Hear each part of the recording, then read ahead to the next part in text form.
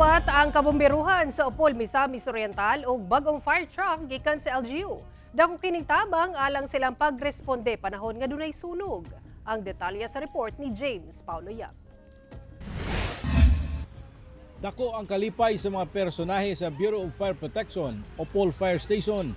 Tungod sa ilang nadawat nga usa ka brand new fire truck gikan sa Opol LGU. Ang maong truck adunay water capacity nga 6,000 liters. Kumpleto sab kini sa mga aparato sama sa water gun turret, breathing apparatus ug mga firefighting equipments. Sumala ni Fire Senior Inspector Harley Glenn Galpo nga dakong tabang kini alang sa pagsiguro nga maserbisyuhan ang mga upolanon panahon sa emerhensiya ilabi na sa sunog. Namatay mga existing na mga strategies ani. So kaning mga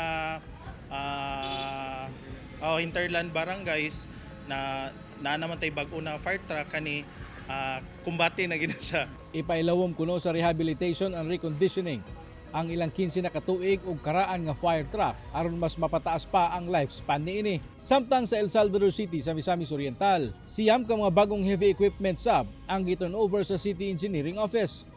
Kini ang 5 ka dump trucks, 2 ka backhoe, 1 ka road roller ug 1 ka forklift. Gipalit kini sa LGU aron magamit sa mga road clearings and road opening operations sa syudad. Hangyo karon sa mga opisyal sa syudad nga ampingan ang maong mga bagong ekipo aron mapahimuslan sa dugay nga panahon. Kauban si Roland Cañas, ako si James Paulo Yap, 1 Mindanao.